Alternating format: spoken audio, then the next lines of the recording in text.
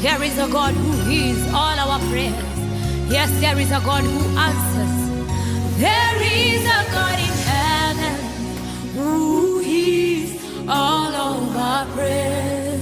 Oh, there is a God in heaven who answers all of our prayers. Whenever we pray, He hears and He answers. Whenever we pray, He hears all of our prayers. Yes, He hears. He sees all that is hidden in secret. He hears you when you call. Keep calling Him, He will answer you. Oh, hallelujah. Yupo Mungu mbinguni, asikiaye maombi yetu. Oh, yupo Mungu mbinguni, ayajibuye maombi yetu. Oh, Baba, tunapoomba asikia, anajibu.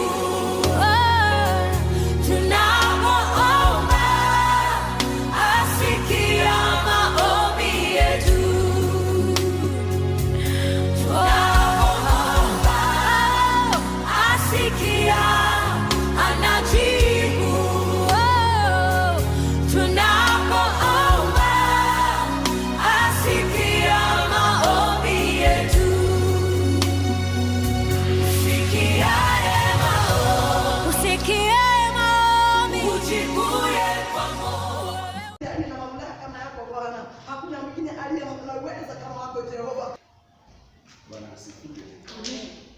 Basi ni siku nyingine ya maajabu. Hii Bwana ametupea kwa sababu yeye anatujali na kwa sababu yeye anatuaza mambo mema na mambo ya amani. Tuko na sababu ya kumwabudu, tuko na sababu ya kumtukuza. The Father, the Lord has brought us for the last 3 months, it's 4 months. We have a reason to thank the Lord. Kwa sababu yeye ni Mungu aliyetujalia kusherehekea na kufurahia hiyo yote tumefurahia.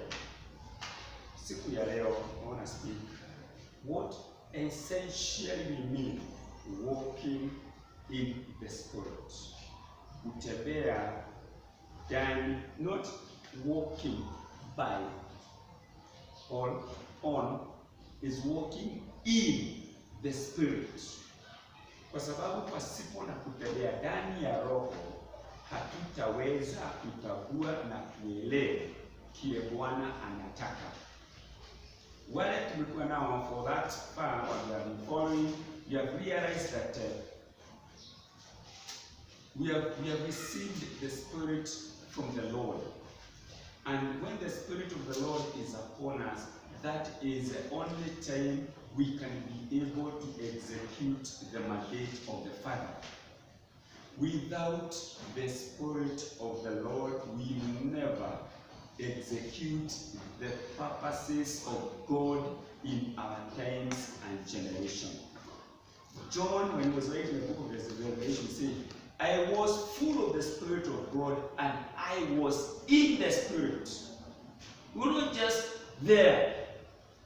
He was filled of the Spirit of God, and then he was in the Spirit. So now with that, he can be able to comprehend or to understand the purposes of God in his life. Now, I want to go to the book of, let's go to the book of Romans, then we start from chapter 7 as we go to chapter 8, then we can be able to understand what we mean by walking in the Spirit of God. Because we realize the book of Corinthians chapter 2, 1 Corinthians chapter 2, it's these that I have not seen, I have not heard what the Lord has prepared for those who love Him. That is, that's what we've been going through the book of 1 Corinthians, according to what we saw last week or maybe 2 weeks ago. We talked about 1 Corinthians chapter 2 from verse 9. Eyes have not seen, nor ears heard, nor have entered into the hearts of man the things which God has prepared for those who love Him. But God has revealed them to us through his Spirit. For the Spirit searches all things, yes, the deepest things of God. For what man knows the things of a man except the spirit of a man which is in him? Even so, one who knows the things of God except the Spirit of God. 12. Now we have received not the spirit of this world, but the Spirit who is from God, that we might know the things that have been freely given to us by God. Corinthians chapter 2 verse 12. 1 Corinthians chapter 2 verse 12. Now we have received not the spirit of this world, but the Spirit who is from God, that we might know the things that have been freely given to us by God. So without the Spirit of God, we cannot understand, or we cannot be able to perceive the things the Lord has prepared upon our lives, upon our families, upon our children, upon our country. So if we do not perceive things in a spiritual dimension, we are not going to execute the purposes of God in our times and generation. So now, I want us now to we go deeper in understanding what do we mean by walking in the Spirit of God. What do we understand when we say we are walking in the Spirit of God? So that's why we are going to the book of Romans chapter 7, so that we understand what happens, the transformation that is expected by God through men. Chapter 7, Romans chapter 7 from verse 1. All you have not known, brethren, for I speak to those who know the law. This is Paul writing to the entire the Pharisees. They know the law. So he said, I'm speaking to those who know the law, those who know the word of God, those who have read the Bible, those who have walked with the Lord. In fact, most of the things in the Bible is not the Pentecostals. It is the churches that we think the denominations. They know the word of God. But now, Paul is like, I'm not writing to you, brothers, people who do not know the law, but I'm writing to men and women that know the law. In fact, the people who know the word of God is the denominations. But now, when it comes to the Pentecostals, the church is founded on the apostolic and the prophetic foundation. They also know a lot of it. But now, execution is the key thing.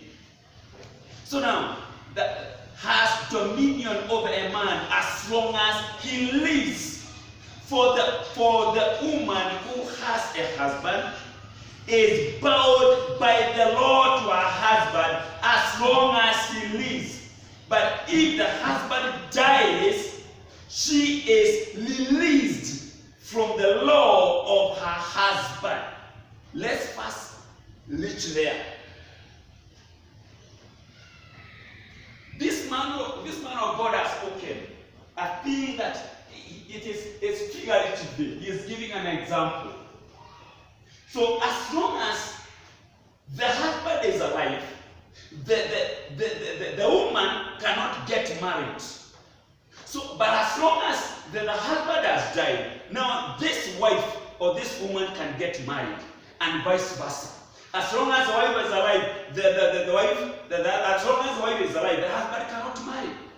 And now, as long as that happens, the law is followed. Sheria imefuatwa. Sasa Paulo anasema hivyo ndipo sasa tuweze kuelewa ya kwamba sasa wakati bwana ako hai, basi udada amefungwa na sheria, hawezi na kueleka kwingine. Amefungwa na sheria, hawezi kuweza kupata mchumba mwingine. And that is the Lord. Bwana asifiwe. Amen. So now, lazima sasa agoje. Hii nataka ingie kwa mawazo yetu deeply. Lazima agoje huu bwana akufe, na ndiposa sasa aweze na kwenda kuolewa, na mahala pale hata kuwa akitenda dhambi. Lakini huyu akiolewa kabla ya bwana afe, basi atakuwa anafanya usherati, kwa sababu hajafuata sheria zilizoandikwa na mtumishi wa Bwana alikuwa anaitwa Musa. That one alone sank in our mind now. So now, right choice now. Let's come now to the issue of the spirit, the flesh and the spirit. Verse 3. So then, if where the husband leaves, verse 3, she marries another man, she'll be called an adulteress. But if her husband dies, she'll be free from that law, so that she is no adulteress, though she has married another man. Lakini bwana akikufa, sheria inamweka huyu, hataweza kuwa anafanya usharati, kwa sababu tayari kile kilikuwa kinamfunga, mikakati ilikuwa inamfunga, sheria zile zinamfunga, kanuni zile zilikuwa zinamfunga, tayari zimeondolewa. Now she is free. She can able to make another decision, and whatever she does is not against the law. Whatever she does is not against the doctrine. Whatever she does is not against what is expected to be done. He continues, verse 4. Now this is the key thing. Therefore, my brethren, you also have become dead to the law through the body of Jesus Christ, that you may be married to another, to him who has raised from the dead, that we should bear fruit to God. So now, mtu yule yeyote hajachukua mwili wake na ausulubishe msalabani, na anakuja kwa kanisa na amesema ameokoka, lakini bado anatenda mambo ya kimwili, anafanya usharati. Bwana asifiwe. Hiyo nataka ije katika mawazo yetu, so that now we do not live between the body and the flesh. Because majority, we may not live between the spirit and the flesh. Because majority live there. Wanataka kutenda mambo ya mwili, na wakati wa mambo ya kiroho wanataka wahesabike watu wabaya. Kwa sababu gani? Miili yao bado haijauawa. Miili yao bado hujakufa, bado miili yao bado inang'ang'ania katika ufalme wa Bwana. Haleluya. Na hapo ndio sasa lazima tuweze kutambua na kuelewa. So lazima there must be a transition. Mtu aweze there must be a transition. Huyu ni mtu, this is the body. Mwele na kwenda kwa buo. This is the body. Mwele na kwenda kwa buo. No ni gatuo wokuthi. But this is the spirit, and the spirit knows it does not belong here. It belongs to heaven. Because when we are born again, then the spirit comes and overshadow us. Then we decree and declare in the book of 2 Corinthians, it is not I was here. It is not I lived. It is the Spirit of God that lives in me. So the decisions I make, it is not the body. It is not for this body desire. It is the decision and the desire and the agenda of the Lord. Because I came from the Father. Hallelujah. It's not from the world. That's why you see, when you are here and you are fornicating, you are an adulteress, not.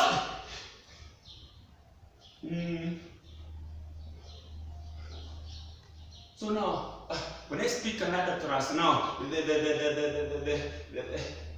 the normal understanding is between it is between a man and a woman. But now the adulterer that God was speaking in the book of Kings, alikuwa anawaambia kwamba sasa mmefanya usharati kwa sababu mmenichukua mimi na mkachukua miungu zingine. That's what people are. You want to be envious and it belongs here, and then you claim you are born again here. You want to revenge is on the body, and then you claim you are born here. You want to do whatever. You want to con somebody or to cheat somebody. That is the fruit of the flesh. That is the fruit of the flesh. It is not the fruit of the spirit. Bwana asifiwe. And that's what I'm saying now. Now he's saying, if then you are in the spirit, then you have crucified the flesh and its desire. You have crucified anger and its revenge and bitterness and all that. Oh my, you have crucified it here. And then you have said, nitoto mwere na kwenda kwa goli gatigo gukuri. Leo na nitoya mwere dawa pamoja na faine na kwenda kwa go. And then it is now I come to the Spirit of God. Bwana asifiwe. Thank you, DJ. So brethren, you got now to understand. If now you have left this, and then you have left this, and you are coming in the Spirit, and then you do this, then you are an adulteress. Because what are you doing? Unachukua bwana wa kiroho na unachukua bwana wa kimwili, bali unatembea na watu wawili. Na Mungu hakuagi namna hiyo. Mungu hakuagi namna hiyo. Kwa hivyo kuna mambo lazima tuache. If we live in the Spirit, it is not I, the body, that liveth. It is the Spirit of God. It will continue to say, atendionaga maundu toria machono ne mwere. Nyonaga maundu toria Ngai arakone matuinde. Mwathani agocwo. Ndiaragia maundu toria makiario ni mundu wa gukuthi. No njaragia maundu toria makiario ni Ngai matuinde. Othamaki wa Ngai hatukinyete. No ate thĩinĩ wa ũthamaki. Na ndĩretia kĩrĩa gĩakwa thĩinĩ wa ũthamaki. No director they have. Bwana asifiwe. Doka haha. The Spirit says I'm healed. Dioka koya. Mwana koya uhodie. Already I am healed. Bwana asifiwe. Dioka, the kind of prayer we pray when we are here. We pray a prayer of authority. Bwana asifiwe. The second God said, Father, give me, not I'm requesting. I am a son. I know healing is my portion. Blessedness is my portion. Glory is my portion. Peace is my portion. Fear is not my portion. So I claim what is mine in this kingdom. Bwana asifiwe. Riches and wealth, the land of milk and honey, is my portion. Hallelujah. So when we speak about the Spirit of God, when we say that I'm walking in the Spirit, now I see it in that dimension. I'm not walking from here. I'm walking from here. What I do when I'm in the Spirit of God is contrary, that's what the Bible says, to what is God likes to be done. When I'm here, I'm exhibiting, I am exercising the culture and the behavior of heaven when I am here.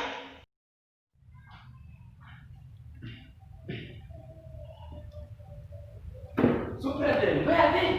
Ask yourself, where are they? The 85% Christians, where are they? Where are they, brethren? Why? Because these Christians are nominal Christians, are carnal Christians. Keyword, carnal Christians. They are born again, but they do not walk in the Spirit, they walk in the flesh. Bwana asifiwe. Amen. Nasema mambo ya mwili kwanza.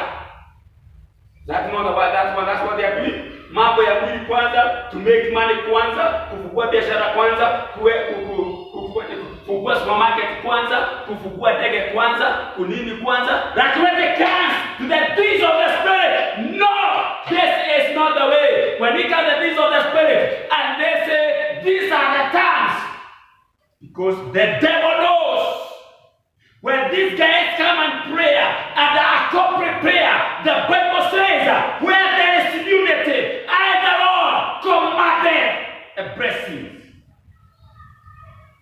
Got to understand ourselves. Where are the 85% Christians? Why? Because these guys, they are just adulterers. They worship their country, they worship their money, they worship their body. But they still claim they are Christians just for the sake.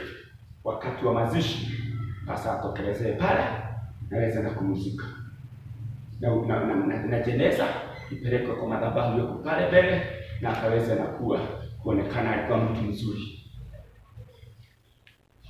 What does that say? They say, therefore, brethren, you also have become dead to the Lord.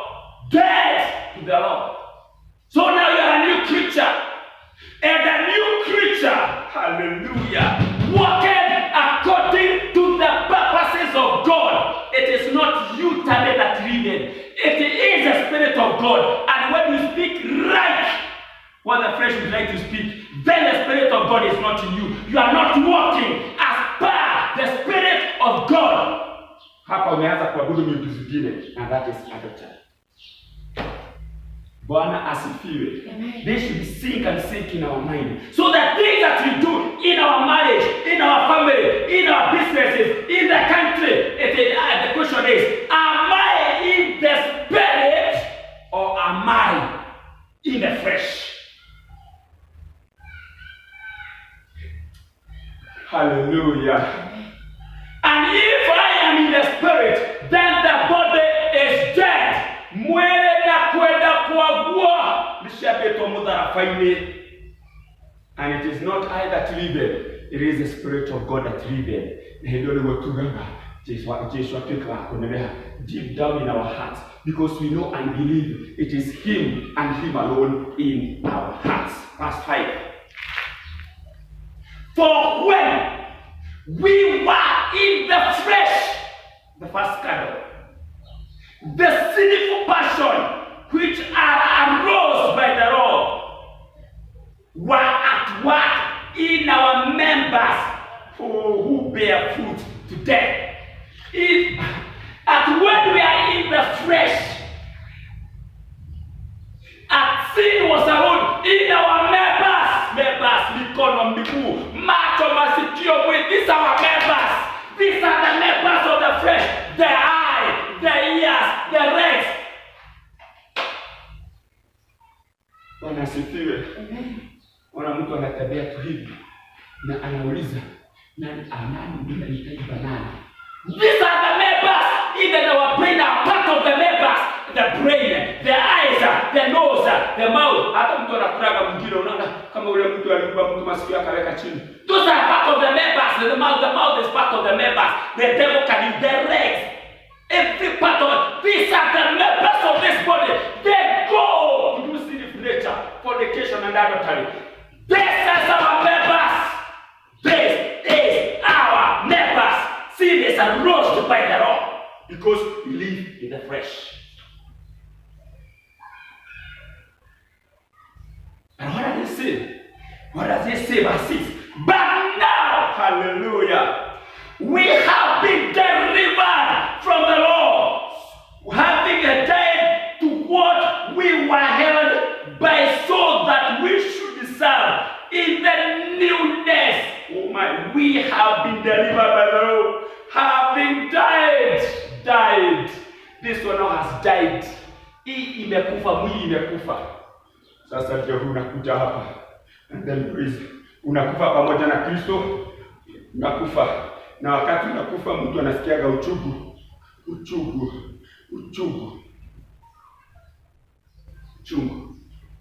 Uchungu unasikia.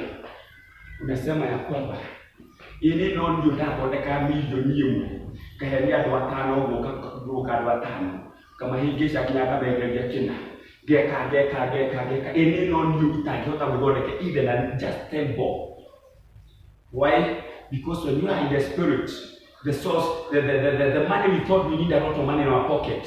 We don't need a lot of possession. We just need money to do what God ordains us to do. But as if God does not have resources to waste. We just become, when all the money that God gives us, He gives money, we become stewards, managers of God's resources in this world. Mungu akitaka kutawala pesa zote Safaricom. And who is with that faithful? The Bible says, who is that faithful and a royal servant? If it's you, go and stand for that minister of finance because you are faithful and a royal servant. Hallelujah. When God wants to exert authority and exert justice in Kenya, and as for who is there, royal and faithful servant, I'll make him a DPP in the country Kenya. Who is that faithful royal servant who can able to manage the affairs of a youth? I make you a cabinet secretary in the youth. Who is there can manage? Hallelujah. Because it is not about him now. It's about the purposes of God. And what is the purposes of God? To run this country in accordance with the purposes of God. To run the business community in accordance with the purposes of God. To run the nations. To run Minister of Health, Minister of Education, Minister of Finance in accordance, not possession. It is stewards. Stewards. Hallelujah. God is still asking me today, who is that frequency servant? Who is in the spirit? Because when you are not in the spirit, and then you are given that ministry, what's going to happen? Instead of being a steward, you become a possessor. And then the spirit of carnal man become an adulterer, comes in with their roses. Now at this 20 billion, I can get 3 billion. So what do? I'll make a fictitious project. Carnal man! And that does not happen at the national level. Even in a simple business. Bwana asifiwe. Badala ya kupima sukari 1000 grams, unapima 950. I will not know. Na nitanunua kwa roho safi. But you are still claiming, Baba, I am born again. Hallelujah. Oh, you are carnal. You are carnal. You are carnal. But when we are here, you know, God, the Spirit of God, it is not I, it is the Spirit of the Tribunal. So when the Spirit of God is in me, I only execute what the Spirit of God says as per the standards, the behavior, and the character of where I belong. And where does the Spirit belongs? It belongs to heaven. And heaven is a justice society. Hallelujah. The men and the women that in the spirit believe here, what happens? They start manifesting, they start practicing what they shall do in heaven, because the spirit is eternal. It is not, the spirit does not die. So my spirit will not die. Whatever I do here, I continue with it, milere, na milere, na milere. But for Kenaman, I build a house in Gong of 400 million, and some other houses are built by mighty rich men in the world. They buy an island and build a house of 1 million, trillions of dollars, and then at the end of the day, this guy goes and dies. Oh, this goes worse. Why? Because I would rather invest where our resources are not eaten by rats, by moth, or they don't wither, they do not fade.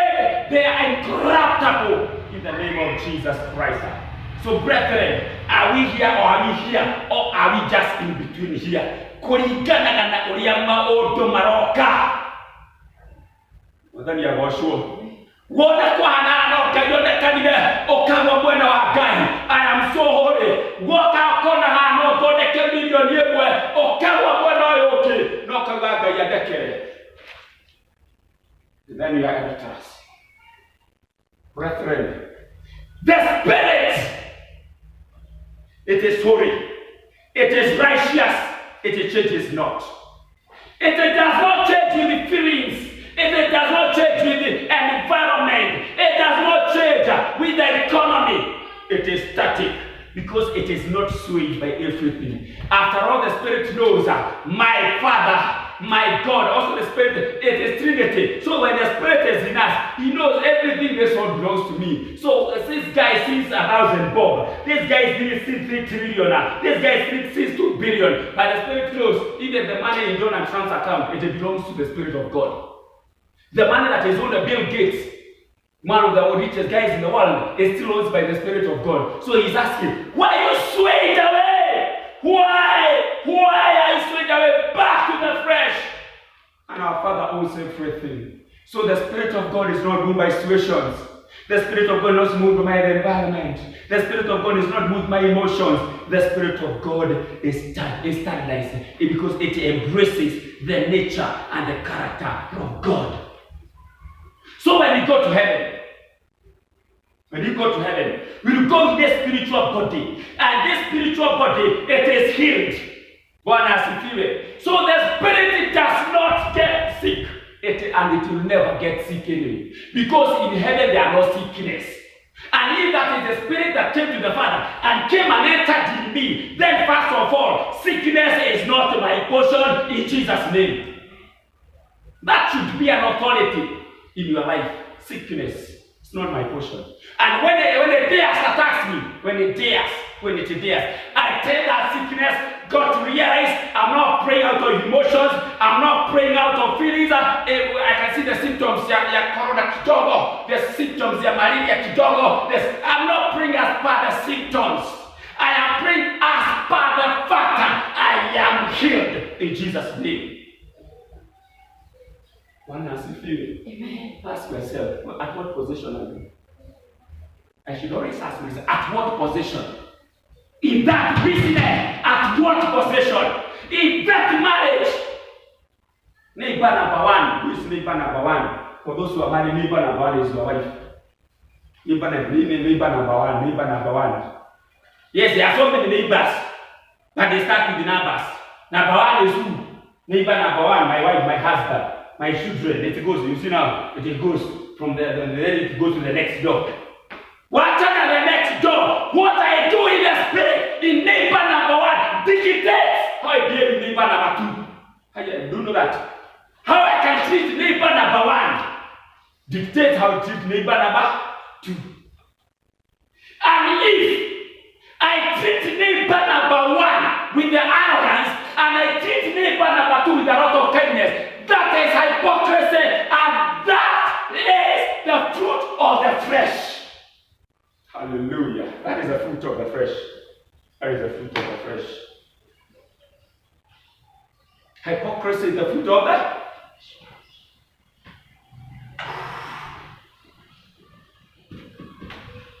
Verse 7. What are we saying this? Is all sin? Certainly not. On the contrary, I will not have known sin except through the law. For I will not have known covetousness and rest the law has said, you shall not covet. But sin, taking opportunity by the commandment, produced in me all manner of evil desire. For apart from the law, sin was dead. And there was no law, there was no sin. Go to the Garden of Eden. Oh my, a catcher. I think I will teach about the kingdom of God. Go to the Garden of Eden. There was a catcher. There was a behavior. There was a standard of heaven. Can you imagine that? Watu wako uchi, and to them it happens. There is nothing with that. In any case, biguni kutakuwa na nguo. They are not dressing so obviously. Kwani unabalisha roho nini? Si hapa kuna malaika wengi sana, unaona wakivaa nguo hapa. Wamejaa hapa. Wamejaa huku na wana nguo. Because when there is no law, there is no sin. So in the Garden of Eden, it was a place like heaven. That is the kind of culture we need in our families. That is the kind of culture we need in our homes. As servant of God said, he is looking forward to a culture where there will be no fornication, where there will be no incest, where there will be no adultery, where there will be no stealing. It is a peaceful culture. Can we start that culture in our families? Bwana asifiwe. Because the family, it is the foundation of the church. When you see all these things happening in the church, kind of men, kind of women, kind of Christians, they are kind of even in their marriages, in their families. They are kind of from the foundation, and the foundation of a church and a nation, it is the family. Bwana asifiwe. Verse 11. For the sins takes occasion by the commandment, deceived me, and by it killed me. Therefore the law is holy, and the commandments holy, and just, and good. So now the question is, brethren, if we live by the Spirit, kuna mambo lazima tutegane nayo. Why the Holy was there?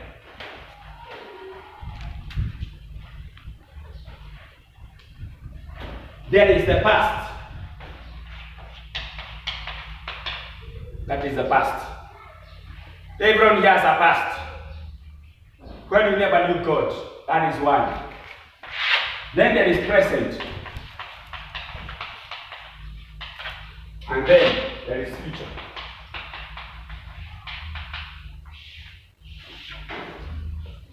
Now, Sasa, in the future, this is exactly what I will be in heaven. Let's put it X. X. X. X. Then now come to my past. We put it B. B. B. B. This is my past. This is my future. If now I am a kind of Christian, what will happen? What do? I come here, I take 2 B's, and then I take X, X. Majority of the Christians are here. Hello? Huyu mtu, kuna kitu alifanya, huyu mtu naona hapa. Na kwa kanisa ya Bwana. Kwa kanisa ya Bwana. Hata huyu ana fast. Huyu masi atafunga 21 days. Lakini kitokea anafanya usharati.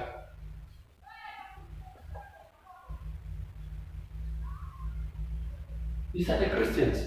But now, if this present, we did everything in this died, if this totally died, then we should have X, X, X, X. Because the Bible says that He is the God of today, He is the God of yesterday, today, and forevermore. It is so in the presence of God, there is no future and there is no past. God is about the present. Bwana asifiwe. So now if we do away with our past, and then we start craving our heavenly nature. Heavenly nature. That's why we say, my old is gone, the old has gone, and the new or the future has come. It is not I that is it. It is the Lord. The Lord, this is the Spirit. This is the Spirit that is here. So all the decisions that I do is in the Spirit, because this is my future, and my future can't be present when I do away with this and then I take away the future. So now I am living in my future, also it is in my present. I don't know whether you grasp that.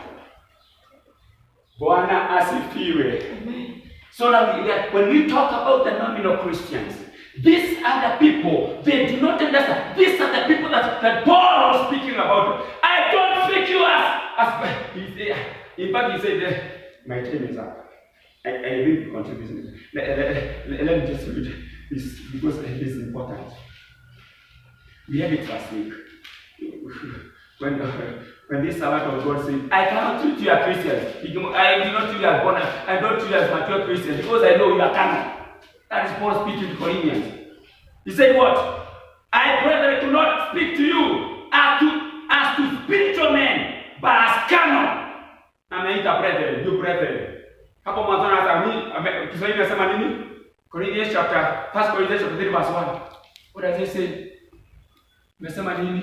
I cannot treat you as born as spiritual guys. I treat you as carnal. Why? You are neither here, you are neither here. You are in between.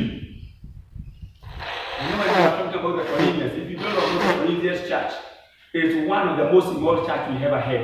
That Corinthians church we are talking about. What does this verse 1? First Corinthians chapter 3, First Corinthians chapter 3 verse 1. It is 3 verse 1 and verse 2. Lakini ndugu zangu, Ndugu, Paulo anaita hao ndugu. mimi sikuweza kusema nanyi kama watu wenye tabia ya rohoni. Kwaje Kiswahili imefafanua tabia ya rohoni, kwa hivyo tabia zao hazikuwa za rohoni na anaita ndugu zao. Anaita brethren. Bali kama na watu wenye tabia ya mwilini, watu wa kama men. Kama na watoto wachanga wa Kristo. Niliwanywesha maziwa, sikuwalisha chakula. Kwa kuwa mlikuwa hamjakiweza. You cannot withstand. Asante. Naam, sasa hamkiwezi. Kwa maana na hata sasa ninyi ni watu wa tabia ya mwilini. For where are the envy? Oh my God, man. Where is the envy? Strife, division among you. Are you not carnal and behaving like just mere men? Why? These guys, what they have done, yes, they claim they have the Spirit of God, but they have a carnal element in their life. Who watu watakutukana? Nena moga kwa kuya Yesu. I deal with you sacafoniously. Unaibwa kiumbe. Na ni kutoko kabisa. Unaona amekuja shati kwa kuya Yesu ndio deal naye. Kana mimi. Envy. Kwanza anasema envy. Strive, you should translate in the mother tongue. Get envy, strive and division inatoka wapi? Inatoka wapi? Kwa sababu these guys, they have a carnal element and then spiritual element. And what were they doing, these guys? Do you know what these guys were doing? In Corinthians kulikuwa na miungu. So walikuwa wanatolea miungu asubuhi. Wanatolea miungu asubuhi. Wanatolea miungu zao asubuhi. Wanakuja kanisa, then they come and wanatolea miungu tena.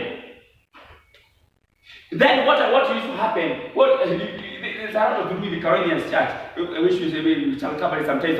The Corinthians church is one of the most immoral church. There were prostitutes that stayed in their shrines.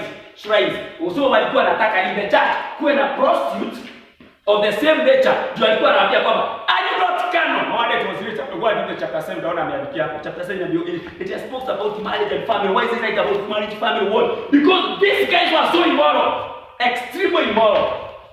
So now what they were doing, they were bringing the carnal element in the spiritual element. So the Paul akaingia surely, if I start teaching these guys serious things of the kingdom, these guys have lazima kwanza I enjoy this kind of element in them.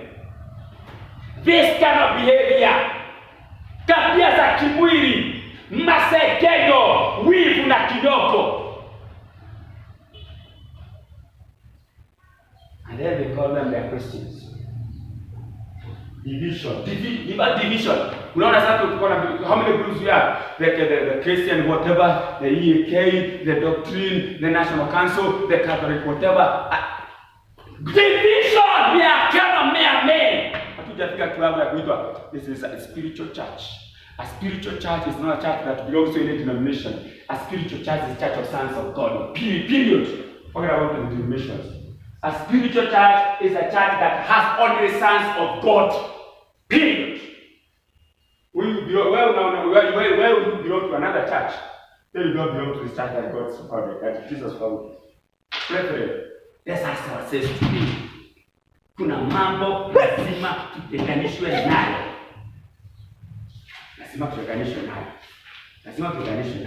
Inasema the spirit is healed, it doesn't heal. It does not get sick. It does not see time. Spirit does not try. Spirit always gives a godly response. Always. Spirit always desire a godly agenda. But the carnal man, the body, it gets sick. It tires.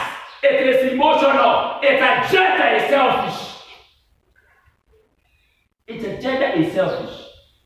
How how much money can I make on this? How much can bring change to the body of Christ? And then there's the year of generals going to the Lord, and we will go and intercede for us. So also more Moses and we also went. So, brethren, let's ask ourselves. Let's ask ourselves. If the day is written, like it was written for David in the book of Acts chapter 13 verse 36, and David lived and served God in his generation in accordance to the purposes of God, he slept. He didn't die. It is it, he did what? He slept. So you wake up again. So ask yourself, kukiandikwa nitaandikwa kana kwamba nilitumikia Mungu kwa njia za kiroho ama kwa njia za kimwili? Katika kuongea kwangu, it is in the spiritual or in the physical. Katika kunena kwangu, kazi ya mikono yangu, tabia zangu, kujitolea kwa Bwana, is it spiritual or carnal? Carnal man. If a carnal man is that. If a carnal man, when I mean a man, spirits have no gender. This should go to the books of history. It's biblical. Spirits have no gender. So there is no fornication in heaven anyway. There is no gender in heaven. All are sons of God. In any case, God is a man. God is a he. Don't have God she. God is a he. And only all sons are in heaven. So when all of us, there is no gender in heaven. We are all sons. So when we are in heaven, the question is, the opportunity that the Lord gave me to serve, was I carnal or was I spiritual? The opportunities that God gave to my life, did I use them to His glory or to my selfish agenda? And when I realize that, then when you come to become a spiritual man, that's the time you realize I don't own everything. I'm just but a steward. In that company, though I own the company, I am a steward. I give an account for every share. God. In that business, I'm just a steward. I give an account for every activity. In that body, the body is supposed to be a steward of the Holy Spirit. So the body is told by the Spirit, wake up and pray. Ukisikia mwili akwambia koma umene nayo kind of man start with. You need kind of man can wake up and pray. Kind of. Wewe usifikire ni mchezo inakuaga hapo. Kuambia mwili ndio kulia na ndio kunywa na kwa David alisema nini? Si gelala kwa kitanda yangu mpaka nipatie Mungu mahali pa kuabudiwa. Until I build the house of my Lord, sitalala mpaka Mungu akamtokea kwa pole wewe ngale tafadhali. Nyumba ni yako ni Mungu ndiye yako.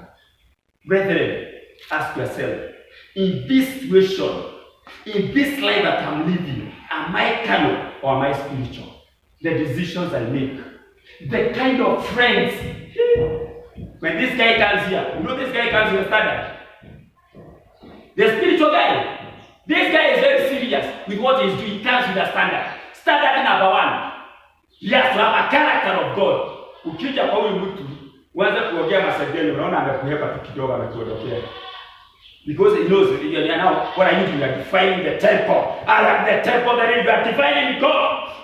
And these guys, you think how much you can corrupt people, just go up. I mean, when the enemy tries to arise, they tell, enemy, shut up! Get down to me. When every other temptation the devil comes, oh my, the Spirit says, I have overcame. That's what the Bible says. And the Bible says that we are going to go through it. I wish we did have time. We are going to chapter 7. Finish chapter 7 and go to chapter 8. Romans chapter 7, chapter 8. In chapter 8, in all these things, if I have the Spirit, no condemnation for those than Christ Jesus. For those. No. I was given in Christ Jesus. No condemnation. No condemnation. No condemnation. No condemnation in my soul. How do you say I say fine, for there's no condemnation in my soul. How do you praise? I praise fine, for there's no condemnation in my soul. No condemnation, no condemnation, no condemnation in my soul. Why? Because I am in the Spirit. And the Spirit is holy. One has to feel it. The Spirit is holy. It is righteous. It thinks about the desire of heaven. It knows where it came from. So it has a character and a nature and a behavior and a standard of God. And why that nature and a standard and a character of heaven? Why? Because why a church? Let me just give this 2 points. This is a very serious issue. Why the purpose of a church? One, purpose ya kanisa. Purpose ya kwanza, it is to prepare men to go to heaven. So it is transit. We are taking you from being carnal, then we declare the kingdom of heaven is at hand, and then you become spiritual. So when you become spiritual, so we are evangelizing, we are recruiting, we are redeeming the kingdom that was stolen by the devil, and bring it back to the Spirit of God.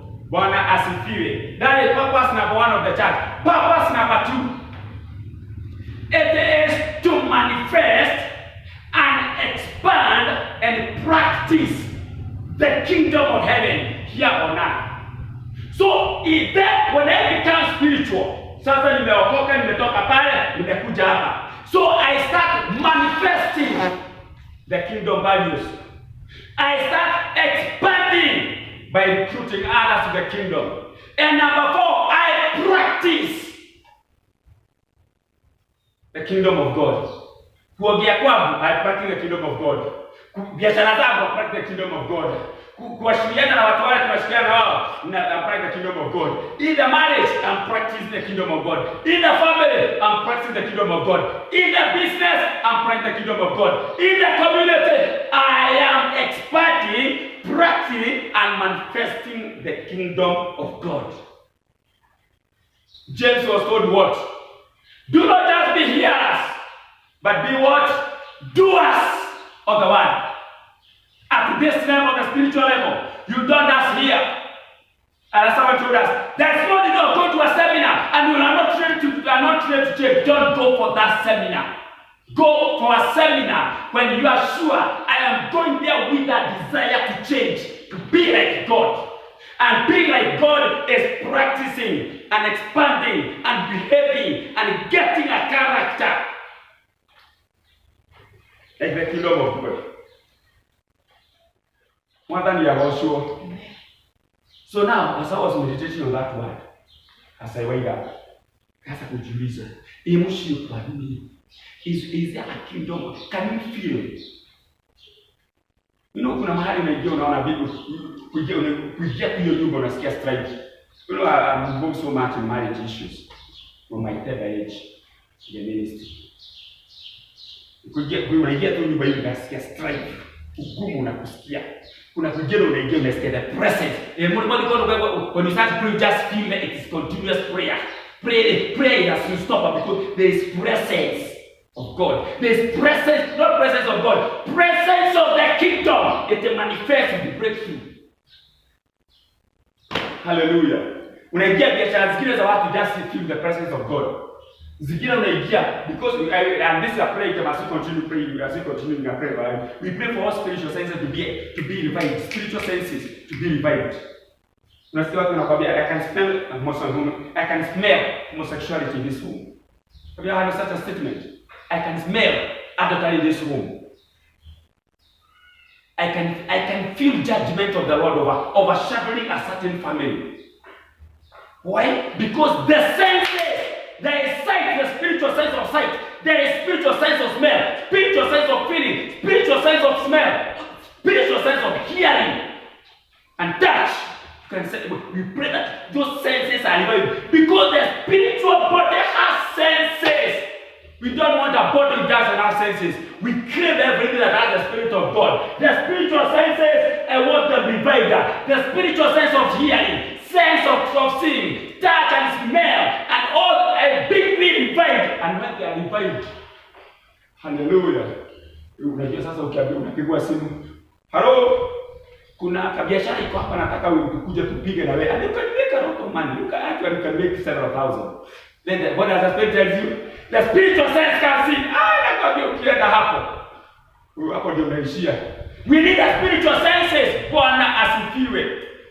If the spiritual senses are revived, let me tell you, if you are revived, we can be an enigma. Unatembea kwa barabara hivi. Hallelujah. Unatembea kwa barabara hivi, roho Bwana anakuambia, the spirit speaks to you because the spiritual sense of hearing is that it's at work. Hallelujah. Don't be like Barak. Don't be like Barak, but put in a worker. Put in a spiritual sense of talking and hearing. But Barak is just a dumb guy. You guys, go and read critically your Bible. Who was Barak? He said Barak was Barak. Barak was a prophet of God.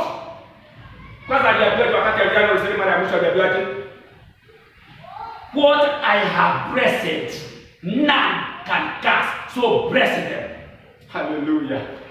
Na kati anatumwa anaenda brethren, spiritual senses.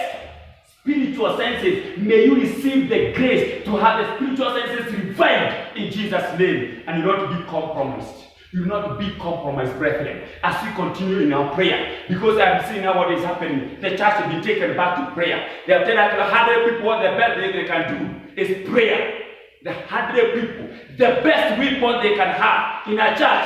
Oh my, imagine 100 people pray in a church. Kanisa ilikuwa inajaa watu 5,000, watu 100 waingia hapo, waanze kukemea mapepo. Unafikiri kama gani za kuvuka? Oh my, the church has been taken, has been drawn back. Wanafikiri kusukuma kanisa, lakini what they are doing ni kama kufinyilia kanisa, halafu naanza kuweka pressure. Bwana asifiwe. Maji niweke pressure wakati hiyo timu ikilipuka mpaka Meharati, mpaka South Africa, mpaka Australia wanajua kuna Mungu anaabudiwa.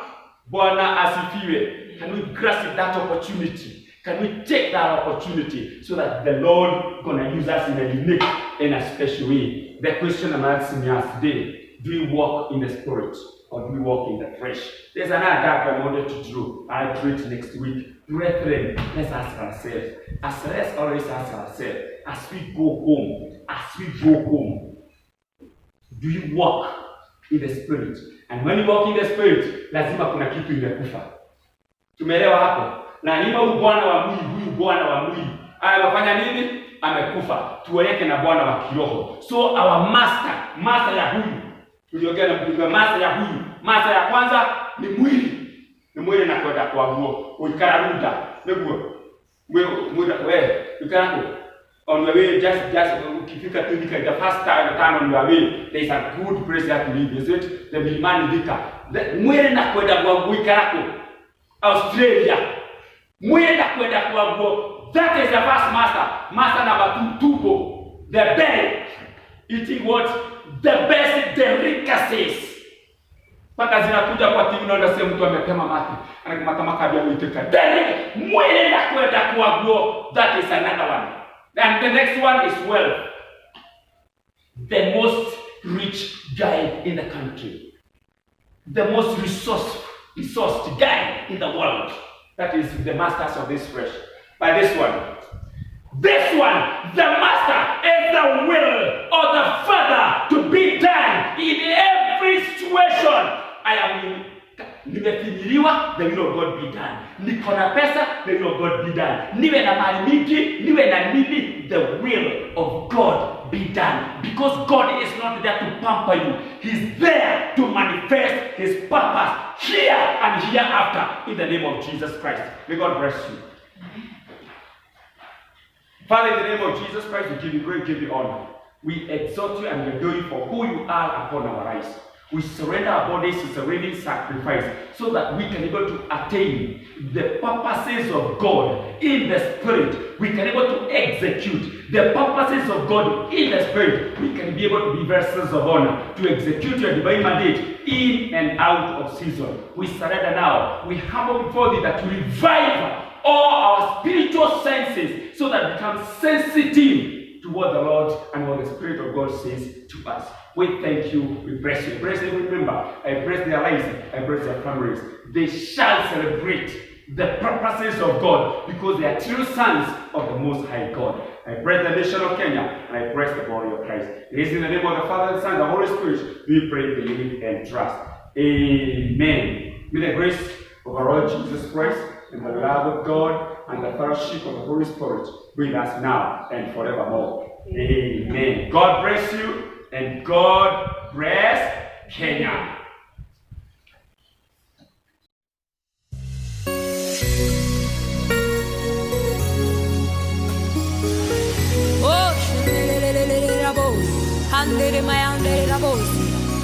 There is a God who hears all our prayers. Yes, there is a God who answers. There is a God in heaven who hears all of our prayers. Oh, there is a God in heaven who answers all of our prayers. Whenever we pray, He hears and He answers. Whenever we pray, He hears all of our prayers. Yes, He hears. He sees all that is hidden in secret. He hears you when you call. Keep calling Him, He will answer you. Oh, hallelujah. You call.